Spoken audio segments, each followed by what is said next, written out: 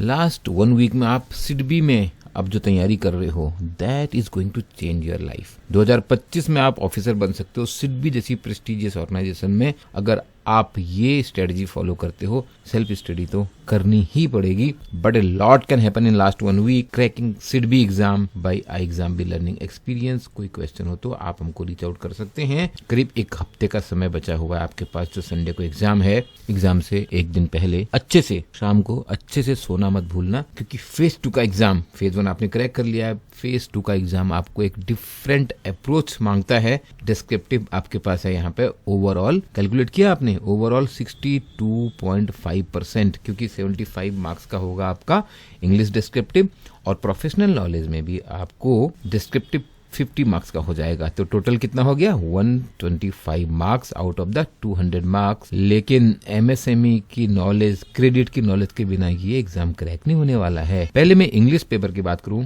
तो आप ये समझ लो, यहाँ पे बहुत लोग ये गलती करने वाले हैं। फैक्चुअल नॉलेज पे बात करेंगे, but you have to understand this is a test of English knowledge. एक ग्रामेटिकल मिस्टेक, एक spelling mistake, even punctuation mistake, most of you don't know where to use comma and where to use semicolon.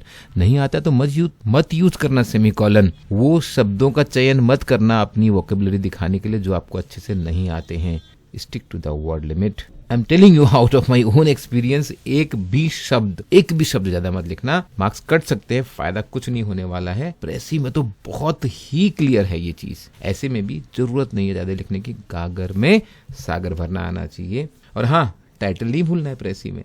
30% marks तो वहीं cut जाएंगे। Reading comprehension is most scoring. सब कुछ तो लिखा हुआ है पैसेज में। और ये प्रॉब्लम क्या है इस इंग्लिश की, आई एम टेलिंग यू, इतने स्टूडेंट से बात होती है लगातार, मोस्ट ऑफ अस नो कि मैं अच्छा लिख सकता हूँ। जरा इवेल्युएट करा के दिखाओ किसी एक्सपर्ट को, then you will get to know, and in less time actually there is a huge scope to improve your performance here. भाई 75 मार्क्स का है ये, और रेंज पता है क्या जाएगी लोगों की, इवन जिनका अभी सिलेक्शन हो गया है, 30 मार्क्स से 70 मार्क्स तक आएंगे इसमें। फेज 2 में अब आपका डिसाइडिंग फैक्टर होने वाला है, आपने एमएसएमई पे, क्रेडिट पे, रिस्क मैनेजमेंट पे, और ये जो अल्टरनेट इन्वेस्टमेंट की बात हो रही है। देखो आप इसको ऐसे समझो, 2 सोर्स हैं फंड के, बिकॉज अल्टीमेट ऑब्जेक्टिव क्या है सीडबी की? To promote MSMEs. 2 फंड के सोर्स क्या है? एक है अपने पास डेट लोन, और दूसरा क्या होता है? इक्विटी। किसी भी कंपनी के पास 2 ही तरीके होते हैं फंड रेज करने के। यहाँ पे एक पोर्शन है ये डेट वाला और एक पोर्शन है इक्विटी वाला, और सिडबी का रोल दोनों में है। You have to understand the syllabus in terms of the organisational objective. और ये बात मैं हर बार आपको बोलता हूँ, चाहे वो सेबी की तैयारी हो, नाबार्ड की तैयारी हो, आरबीआई की तैयारी हो, यहाँ पे फोकस होना है सिडबी पे, because syllabus is only indicative. ये कभी भी एग्जॉस्टिव नहीं हो सकता है, चाहे वो बात डिस्क्रिप्टिव की हो, चाहे वो बात ऑब्जेक्टिव क्वेश्चंस की हो। पहले मैं अगर 75 मार्क्स ऑब्जेक्टिव क्वेश्चन की बात करूं, इसमें आपकी कवरेज होनी चाहिए वाइड। ये याद रखो आप, जितनी वाइड कवरेज होगी, of course in the syllabus of the SIDBI, इसमें आपको 25 क्वेश्चन मिलेंगे 1 मार्क के, और 25 क्वेश्चंस मिलेंगे 2 मार्कर। अब आप ये मत समझ लेना कि जो 2 मार्क के क्वेश्चन होने वाले हैं यहाँ पे, ये ज्यादा मुश्किल होंगे, ऐसा कुछ नहीं होता है। हमारा एक्सपीरियंस कहता है कि जैसे आरबीआई वगैरह में हुआ, थोड़ा पैराग्राफ बेस्ड आने लग गए, पैराग्राफ देख के हम डर जाते हैं। पैराग्राफ में कुछ होता ही नहीं है, मोस्टली आपको जो पहले से नॉलेज होती है उस पर क्वेश्चंस होते हैं। बहुत लो हैंगिंग फ्रूट्स भी होते हैं यहाँ पे, अगर आपने इन चीजों को समझ लिया है। आपको एक अच्छी अंडरस्टैंडिंग है और एक डिसेंट कवरेज है। जहां तक बात है डिस्क्रिप्टिव की, क्योंकि अब यहाँ पर भी आपके लिए 50 मार्क्स का डिस्क्रिप्टिव है, बहुत ऑप्शन है। 10 क्वेश्चन में से आपको केवल 4 अटेम्प्ट करने हैं। लग रहा होगा इजी, यहाँ पर आपकी जो चॉइस है ना क्वेश्चंस की, ये डिटरमाइन करेगी कि आप कितना अच्छा टाइम मैनेज कर पाते हो।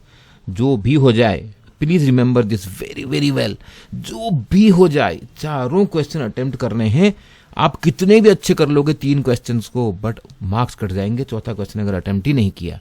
You have to try to divide your time equally, और आपको यहाँ पे ऑब्जेक्टिव और डिस्क्रिप्टिव दोनों के लिए एक ही साथ करना है ये। तो ये जो 75 मिनट्स हैं, इस 75 मिनट्स में 4 क्वेश्चन करने हैं। अगर 5 मिनट आपने पहले डिसाइड करने में लगा लिए कि कौन से 4 क्वेश्चन करने वाले हो, तो आपको 15 से 17 मिनट लगाने हैं आप क्वेश्चंस को लिखने में, एक एक क्वेश्चन को लिखने में। और ये लग रहा बहुत आसान रहा है, जब मैं स्ट्रेटजी बता रहा हूँ, प्रैक्टिस करो ना, प्रैक्टिस करो, टाइप करके देखो, तब आपको मालूम पड़ेगा 15 मिनट तो यूं निकल गए आपको टाइम का एहसास ही नहीं हुआ। मैं बता रहा हूँ, आप में से आधे लोग पहला क्वेश्चन में आधा घंटा लगाओगे और उसके बाद 2 क्वेश्चन और करोगे और चौथा क्वेश्चन छोड़ोगे और वहीं आपका एग्जाम गया। ये 4 क्वेश्चन कौन से उठाने हैं? अब ये भी एक आर्ट है, एक्चुअली आती है प्रैक्टिस से।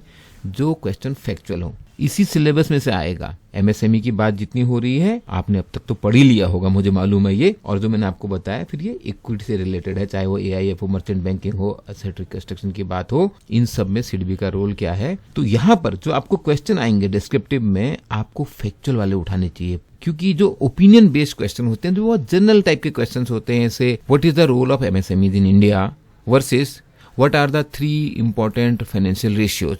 अगर आपको आते हैं तो आप फाइनेंशियल रेशियोज उठाओ ना। अगर आपको क्वेश्चन पूछा गया है how many types of NPAs are there, describe with an example, straightforward factual question है। What is the impact of changing trade policies, changing export policies in the MSME in India, उस पे तो क्या सही है क्या गलत है।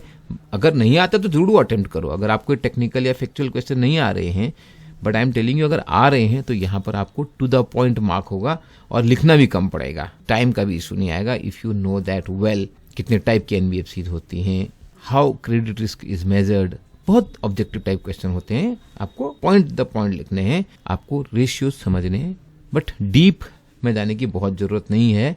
सेम एनपीए क्या होता है, रिकवरी क्या होती है, स्कीम्स। गवर्नमेंट ने अभी एक डॉक्यूमेंट निकाला था जिसमें उन्होंने सारी गवर्नमेंट स्कीम को कंपाइल किया था, हमने इसका समरी भी दिया हुआ है, आप प्लीज वो पढ़ लेना। Risk management is very important area, factual information इससे रिलेटेड, कितनी तरीके की एनबीएफसी होती हैं, एनबीएफसी को लाइसेंस कौन देता है, एआईएफ को लाइसेंस कौन देता है, कौन इनका रेगुलेशन करता है, क्या काम होता है। तो ये कॉन्सेप्चुअल अंडरस्टैंडिंग और लेटेस्ट जो इसमें डेटा है, लेटेस्ट कोई गाइडलाइन है, वो आपको आनी चाहिए। लास्ट वीक स्ट्रेटजी आपके लिए क्या है कि आप जितना वाइड कवरेज कर सकते हैं ऑब्जेक्टिव के लिए उतना वाइड कवरेज कीजिए। वीडियो आप तभी देखिए जब आपको वो टॉपिक बिल्कुल समझ में नहीं आता है, नहीं तो वीडियो के अंत में जो क्वेश्चन है वो करके आप वीडियो स्किप मार सकते हैं। नोट्स आपको रिवीजन में काम आएंगे, ज़्यादा टाइम आप नोट्स में बिताइए। लाइव क्लास करने के लिए तब आइए जो टॉपिक में आपको क्वेश्चन पूछने हैं।